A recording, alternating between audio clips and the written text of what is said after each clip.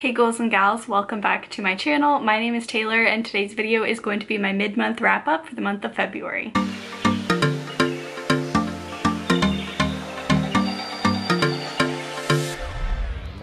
Doing a little bit of a trial run with this. I have seen other channels like Becca and the Books do this kind of concept.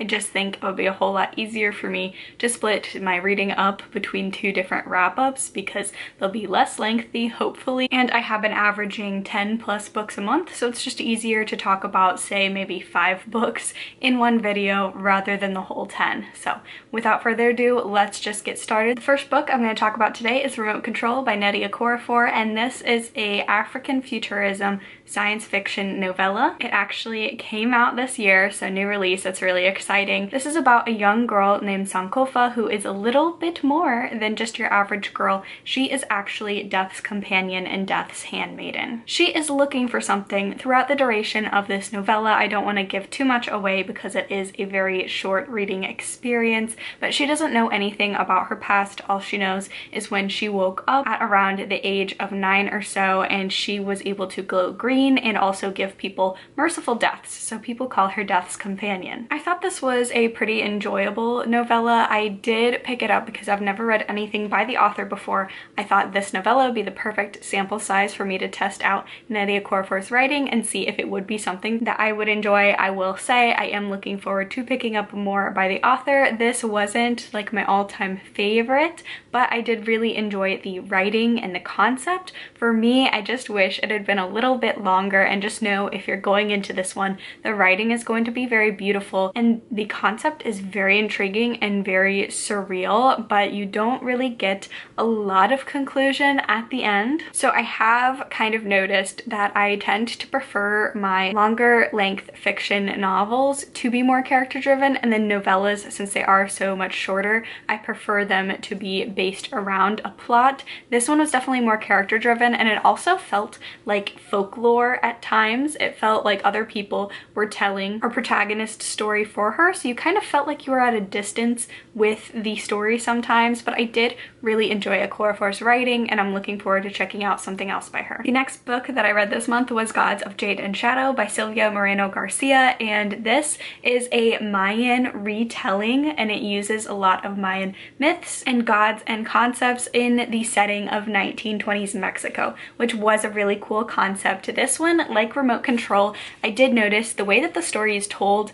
I enjoy the idea of like mythology retellings and books that feel like fairy tales. This very much felt, I'm very Western in my mythology and things like that I tend to have a familiarity with, or just in terms of like folk tales and fairy tales and stuff like that. This very much felt like a Cinderella sort of tale. And because it had that feel, I did kind of also find it hard to get connected into the story. I love the idea and concept of using like a very old-fashioned fairy tale sort of vibe to tell your story, but sometimes I just find myself I'm very disconnected. It's harder for me to get connected with those storytelling choices. However, I did really enjoy this one. Silvia Moreno-Garcia is an auto-buy author for me. I have really enjoyed all of her books that I've read so far. This is about a young girl named Cassiopeia, and she lives with her grandfather, and like I mentioned before, she's very much a Cinderella sort of character. She lives with her grandfather. Her mother married far below her station and her wealth, and then when her father dies, Cassiopeia and her mother have to go back and live with their grandfather, and they're pretty much treated like servants instead of family. So Cassiopeia constantly dreams of a better world. She wants to escape this small town village, adventure, make something of her life, and she accidentally sets free the god of death who has been trapped inside a box in her grandfather's house. This very unlikely couple joins forces, and they both kind of agree that she will help him navigate this very corporeal world and help him find his missing body parts, and therefore help regain his throne in the underworld, while he will help her escape her life and make something more of herself. So I did really enjoy this one. This definitely, if you are looking for strong fairy tale mythology vibes, this would be a really good one to check out. The next book I'm going to talk about is Dolores Claiborne by Stephen King. This is about the titular Dolores Claiborne, and she is being accused of murder. She's being accused of killing her employer. She's been living at this employer's house as a live-in sort of pretty much all-encompassing caretaker. She takes care, the house's owner has dementia, so she is like a companion as well as just doing like cooking and cleaning and all sorts of like maid style tasks alongside of taking care of the house's owner. After this suspected murder of her employer, Dolores Claiborne is brought to the police station and is told to give her story. This is one continuous monologue of Dolores Claiborne's life story, pertinent information, trying to free her name from some things and then admitting it to other things, and just telling the tale of pretty much a lot of her life and what all Dolores has been through in her life to make people suspect her as the murderer and potentially what she would have had to gain from killing her employer. I really enjoyed this one. This is a really good audiobook. The narrator is absolutely wonderful. I definitely have to say Dolores Claiborne is one of King's best written female main characters, and I really enjoyed this book. I feel like this gets a little slept on. I haven't heard that many people talk about Dolores Claiborne. I feel like there are, you know, the traditional heavy hitters when it comes to Stephen King, but I picked it up on a whim. I'm really glad I did so. I really enjoyed the storytelling aspect of it. I don't think you'll like this if you aren't too invested in stories that have a shtick like this and carry on through the whole thing, because she is the narrator, she is talking about her life, and therefore it could be a little unreliable at times because she's telling her story. It's not a third-person narrative, and she is a very interesting character to be in the mind of. So if you don't like that, it does continue throughout the entirety of the book, and I believe the book is about 300 pages, so that is a while to suspend your disbelief for something like this, but I thought this just worked really well with the book and I really enjoyed my time reading it. The next book is They Never Learn by Layne Fargo. This was a 2020 thriller release, and this is the author's second book. This is following a English professor named Scarlett, and she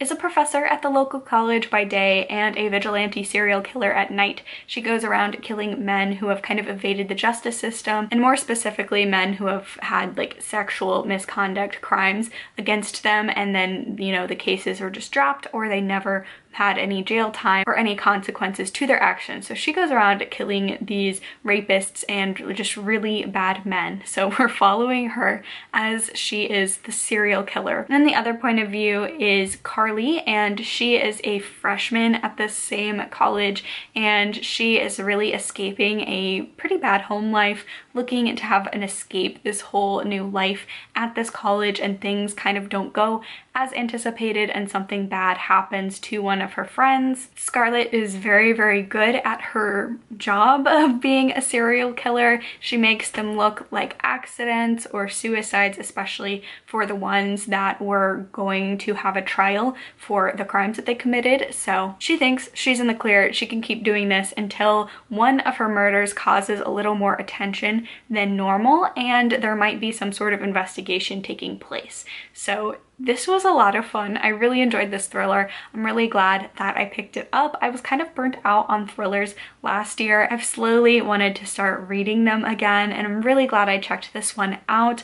I will say I think there are 3 main twists. The first twist is in the middle of the book, and I absolutely did not see it coming.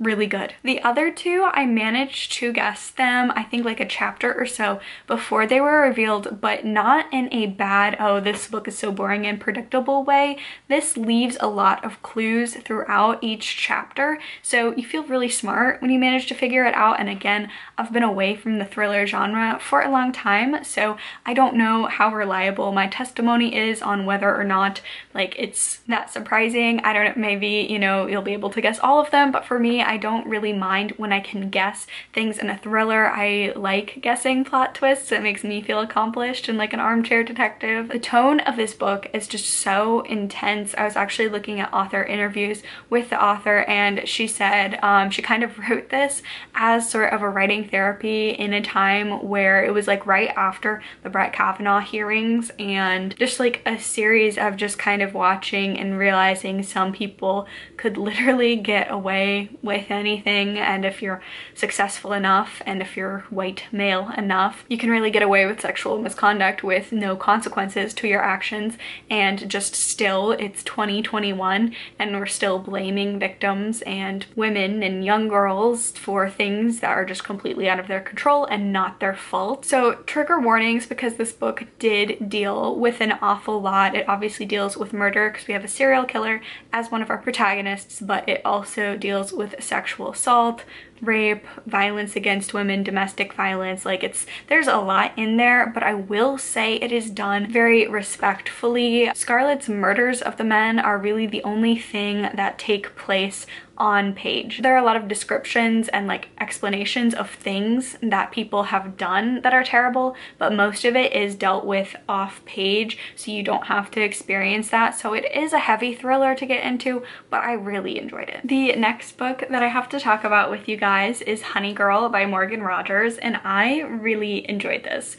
From the cover synopsis, this definitely would not be like the sort of book that I'm normally drawn to, just because this was originally very much pitched as a romance, and I'm just normally not a contemporary romance reader. It had also, just from the synopsis, kind of sounded like it might have some tropes that, again, I don't really like in contemporary romance. That's not to say that I will never read contemporary romance and I'll never like contemporary romance, but I am very picky about the tropes. So I was very hesitant, and then this was one of February's Book of the Month picks, and I saw so many people raving about it, and not just raving about it, but talking how this is so much more than just a romance and just kind of what the synopsis kind of suggests. So I went ahead and picked it up, and I'm so glad that I did, because I did really enjoy this one. So this follows Grace Porter, who's recently gotten her PhD in astronomy, and she takes a girls trip to Las Vegas to celebrate with her friends, where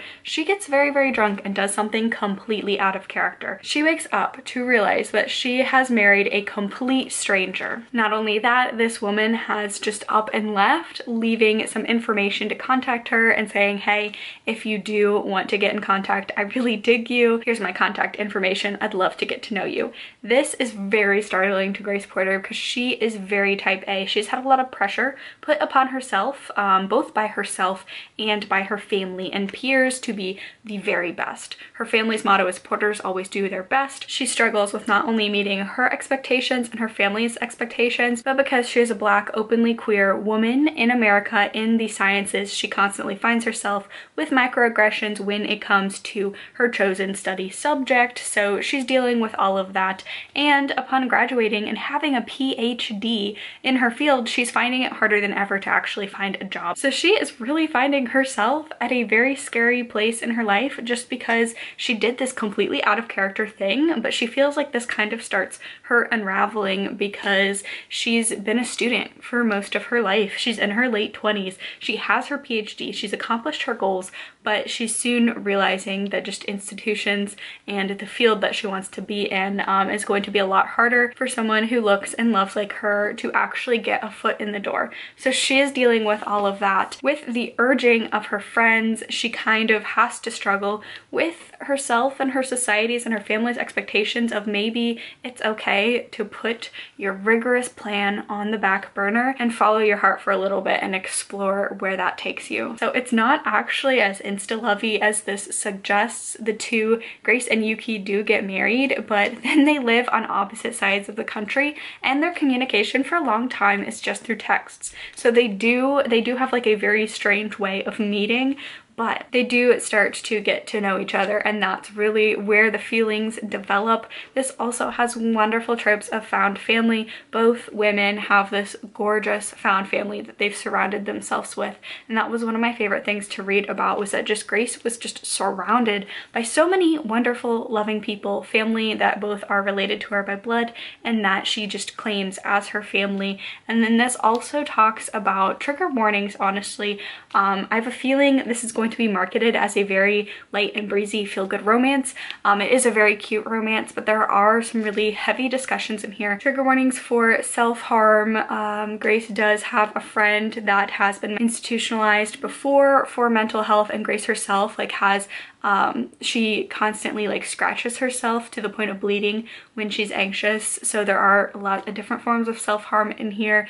Anxiety, depression, mental health is a very big theme in this book, and so is loneliness. Grace talks all the time about how she feels so lucky, she feels so privileged to have her PhD and to have such wonderful friends, but she often feels lonely even though she's surrounded by so many people. So trigger warnings for those kind of discussions about loneliness and burnout and anxiety as well. But yeah, this book is really nothing like I expected it to be, and I'm so glad I picked it up, and I really did enjoy it. This is the first book by Morgan Rogers, and I'm looking forward to checking out more by this author because this was very fun and it was a little tropey. The setup was the only tropey thing about it, but I did have a lot of fun reading it. So yeah, that'd be Honey Girl. The next book I'm gonna talk about very briefly because I did do a full review of this book on my channel. So there's a whole video dedicated to a review of this. So this will be a shorter one. I will leave the video linked down below, but that is going to be The Bone Shard Daughter by Andrea Stewart. This is the first